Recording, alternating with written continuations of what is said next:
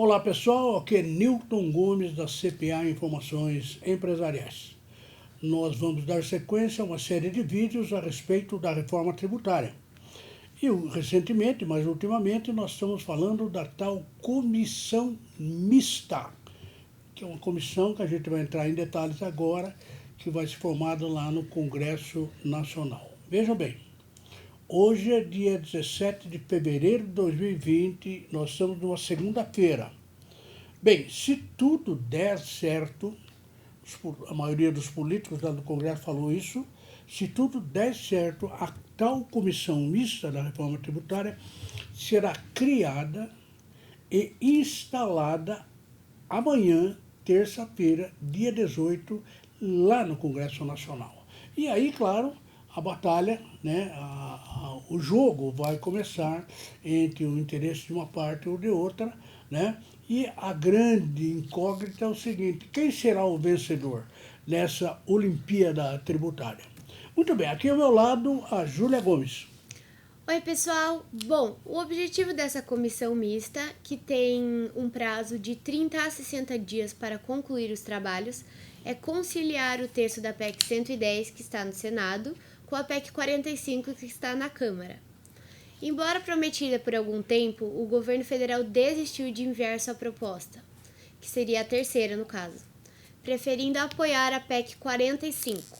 Muito bem. Bom, amanhã, sob a presidência do senador Roberto Rocha e o relator é o Guinaldo Ribeiro, a comissão terá 50 componentes. Inicialmente eram 30, foi para 40 e agora são 50 componentes. Uma participação paritária, né? 25 senadores e 25 deputados. Bom, as diferenças entre as duas PECs são muitas, restando saber quais das duas versões prevalecerá. De uma forma geral, parece que a PEC 45 tem mais simpatizantes do que a PEC 110. Muito bem, olha, paralelamente à discussão sobre essas duas PEC, 110 e 45, a comissão terá que se debruçar sobre outras versões, que certamente estarão na pauta. Claro, né, se a comissão estiver trabalhando, tudo que andou acontecendo a respeito de reforma tributária virá tudo à discussão. Então, nós fizemos aqui um resumo de várias propostas anunciadas até hoje e rapidamente a gente vai dar uma visão geral do que pode acontecer lá na comissão mista da reforma tributária. Vamos ao resumo. Bom, o primeiro ponto do resumo é a PEC 110, que está no Senado, que unifica 9 tributos em um único IBS, que seria o IVA nacional. E também pretende alterar alguns outros pontos da legislação tributária, como o Imposto de Renda da Pessoa Física, o IPVA, o ITCMD, entre outros. Muito bem, essa PEC 110, ela tem uma outra versão que ela vem acompanhada da CPMF. Essa CPMF é aquela história sobre transações financeiras, é uma ideia do governo federal, tem sido manifestado várias vezes, de incluir na PEC 110 uma espécie de contribuição sobre a movimentação financeira. A ideia do governo é que o dinheiro arrecadado com a CPMF permitirá a desoneração da folha de salário. Então, é uma versão aí, talvez piorada, né, da PEC 110.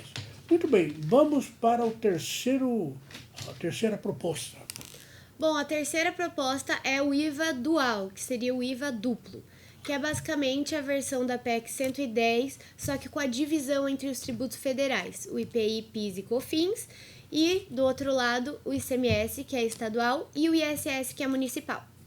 Muito bem, essas são algumas versões aí da PEC 110, né? É claro que a PEC 110 ela tem um texto inicial, né, que não mudou ainda, mas nas discussões nós estamos nos valendo disso, informações, o relator fala isso, o presidente da comissão fala aquilo, o ministro da Economia fala isso, é por isso.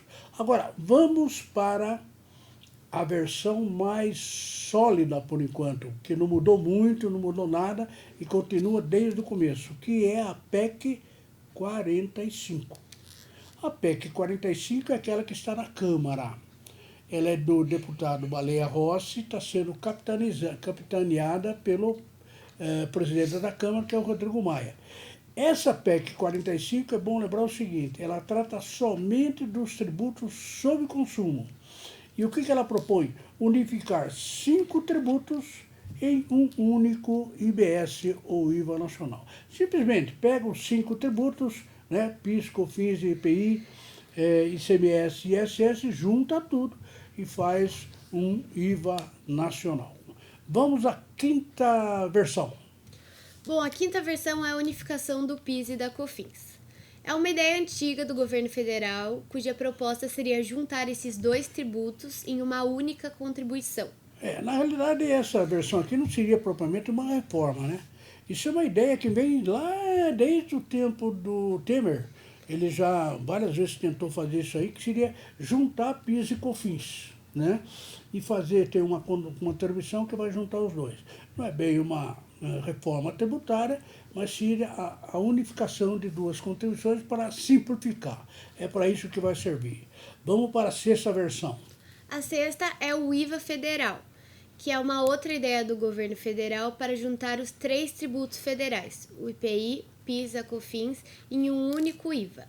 Na realidade é um IBS capenga, digamos assim, porque ele vai simplesmente unificar os tributos federais. Os 4 tributos federais sobre o consumo, que é IPI, PIS e COFINS. Junta tudo no IVA federal porque só inclui os tributos federais, e tá uma versão simplificada aí. Vamos para a sétima. A sétima é o IVA federal estendido, que além do IPI, ele também, do PIS e da COFINS, ele também tem o ICMS, mas não inclui o ISS. Eu confesso também, que isso é uma ideia meio esdrúxula, né? A gente nunca ouviu falar disso, mas quem disse aí foi a equipe do ministro da Economia, que a ideia seria juntar um IVA federal, sim, só mexe com os tributos federais, só que estende um pouco mais. Então seria IPI mais PIS mais COFINS, né? E incluiria o ICMS, mas só o ICMS, isto é, o ISS ficava de fora. A razão para isso, segundo o ministro da Economia, Paulo Guedes, é que tem havido muito problema com os prefeitos, né? Principalmente os prefeitos das grandes cidades não querem incluir isso também no IVA. Então seria aí um IVA federal um pouco mais estendido com o ICMS. Vamos à oitava versão. A oitava é sobre a CPMF. Algumas entidades estão propondo a criação da CPMF ou uma versão parecida, que incidiria sobre a movimentação financeira e substituiria todos os demais tributos, que seria, por exemplo, uma espécie de imposto único. Veja bem, a CPMF, nós já falamos anteriormente, é uma ideia do governo federal de fazer a reforma e incluir a CPMF simplesmente para arrecadar e desonerar a folha de salário, né? O argumento do ministro da Economia é que se a folha não paga nada, as empresas vão recrutar mais, empregar mais, vai ajudar tal no desemprego que aí está, né? Agora, nessa oitava versão, não, é radical. Vamos criar uma CPMF, isto é, uma contribuição sobre a movimentação financeira, uma só, de uma tal forma que a arrecadação da CPMF, ela simplesmente não precisa mais nada. Basta arrecadar a ICMS, dividir um pouco para a União, um pouco para o Estado, um pouco para o município. O total disso daria o total do imposto que é arrecadado com todos os tributos sobre o consumo e ficaria muito mais fácil, claro. Aí não tem escrituração, não tem controle, não tem mais nada. Os bancos vão arrecadando na movimentação financeira, mandando dinheiro para o governo, talvez federal, que vai fazer a distribuição com os estados e municípios. Bom, essa é a tal ideia do imposto único. É uma ideia realmente encantadora, digamos assim, porque muita gente gosta disso, né? Só de não ter que pagar mais guia, não ter que apresentar declaração de imposto de renda, nem pagar. Para algumas pessoas seria uma maravilha. Até parece, né? O único problema da CPMF é que, primeiro, ela não existe em nenhum país do mundo. Já foi tentada várias vezes e nunca deu certo. Segundo, é um imposto cumulativo, isto é, você vai pagando a cada movimentação, vai pagando, aquilo vai juntando, vai acumulando, e de repente a gente não sabe onde vai dar isso aí, né? É tudo eletrônico, etc, tal, e não sabe quanto será essa arrecadação, se é muito, se é pouco, se é médio, é um problema muito sério. Por exemplo, nós temos na CPMF um grande drama.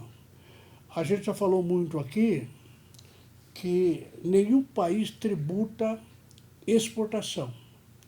Por quê? Porque se o Brasil tributa, por exemplo, um computador que fabrica para a Argentina e ele cobra imposto, o imposto que a Argentina paga vai cair no cofre brasileiro.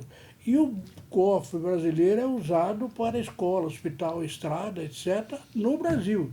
E o argentino que pagou o imposto, o que ele ganha com isso? Nada, ele simplesmente pagou o imposto. Ora, então existe um conceito mundial dizendo, olha, nenhum país tributa a exportação. Agora eu pergunto, como é que a gente evita a tributação na exportação da CPMF? Como? Cada vez que compra alguma coisa, a indústria compra pneu, compra vidro, compra lata, está acumulando aquela CPMF. Não se sabe quanto, não se sabe quanto, né? Ora, e depois o produto vai ser exportado? Como é que vai saber o que incide sobre aquilo ou não? Bom, a Argentina vai ter que pagar, o americano vai pagar, o francês vai pagar e o dinheiro vem para cá. E ele realmente vai contra esse princípio universal de que nenhum imposto deve incidir sobre as exportações. Muito bem, essa é o 8º problema. Vamos para o 9º. O 9º é o projeto dos governadores, que prevê somente a unificação do ICMS e ISS, sem a participação da União. Muito bem, essa seria, nós temos aquela versão do IVA federal, que só tem imposto federal. Aqui nós temos uma versão do IVA, digamos, estadual municipal, né? É basicamente a mesma. Lá são só os tributos federais. Aqui são só os tributos estaduais e municipais, né? Um problema muito sério, né? Sério porque tem problema da administrar isso aí, como é que vai funcionar, né? Talvez o que seja mais lógico é os governadores, é o que tem sido tentado, né? Os governadores e os prefeitos fazem a sua junção, né? E depois acoplam esse tributo no IVA federal, né? Isso que tem disso, por exemplo, o Ministério da Economia, a equipe do Ministério da Economia está pensando assim, olha, vamos fazer um IVA federal, os estados e municípios falam lá um IVA, aí a gente acasala os dois, quer dizer, no fundo vai ser um IVA nacional, por caminhos transversos, né, caminhos diferentes, mas o projeto dos governadores deve e pode, se for praticado, levar um IVA nacional com as discussões políticas. Bom, depois um comentário final a respeito de tudo isso. Bom, estima-se que já foram divulgados mais de 100 projetos sobre a reforma tributária e, de todos, somente 2 estão tramitando no Congresso, que serão a PEC 110 e a PEC 45. Exatamente. Nesse período, como nós temos comentado aqui, né, existem projetos de entidades, de advogados, de contabilistas, enfim, tem projeto da reforma. Cada um é que nem mais ou menos que a seleção brasileira de futebol, né? Cada um tem um time. Aqui nós temos mais de 100 projetos que foram divulgados, anunciados e tal. De todos esses, apenas 2 ficaram lá no Congresso, que nós temos comentado muito, a PEC 110 no Senado e a PEC 45 lá na Câmara. Vejamos o que vai acontecer. Nós estamos fazendo esse pequeno resumo hoje, dia 17 de fevereiro, por uma simples razão. Se tudo correr bem, como dissemos no início, a Comissão Mista da Reforma Tributária vai ser instalada amanhã no Congresso Nacional e vai se discutir tudo isso. Onde vai chegar, não sei, né? Tem 30 ou 60 dias para a gente saber o que vai acontecer lá na comissão. Eu queria só lembrar o seguinte, o fato de a Comissão Mista aprovar o projeto não quer dizer que o projeto seja aprovado. Da Comissão Mista tem que sair para o plenário da Câmara, 2 votações, e de lá tem que ir para o plenário do Senado, mais 2 votações. Se correr tudo isso, e segundo o que se espera, até o dia 30 de junho, último dia deste primeiro semestre de 2020, a reforma tributária estará aprovada. Vamos fazer muita figa, muita torcida, para ver se isso realmente acontece. Não é mesmo, Julia? Isso aí. E nos próximos vídeos nós vamos continuar falando sobre a comissão mista da reforma tributária. Antes de acabar esse vídeo, gostaria de lembrar para vocês acompanharem a gente nas redes sociais, @netcpa, nós estamos no Instagram, Facebook, Twitter, LinkedIn, entre outros. E também para vocês entrarem no nosso site, netcpa.com.br, ou ligarem no nosso telefone que está na tela, caso vocês queiram saber mais sobre a nossa empresa e sobre o nosso programa de assinaturas. E, finalizando, se inscrevam no nosso canal aqui no YouTube, é muito importante para a gente. E vejo vocês no próximo vídeo.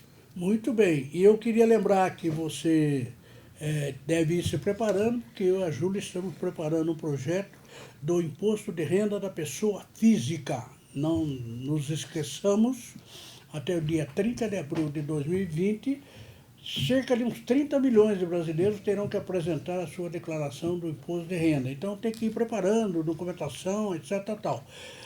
Lembrando que no ano passado a Receita Federal divulgou a instrução normativa com as normas para apresentar a declaração do ano passado, e no ano passado ela publicou no dia 20 de fevereiro a instrução normativa 1871.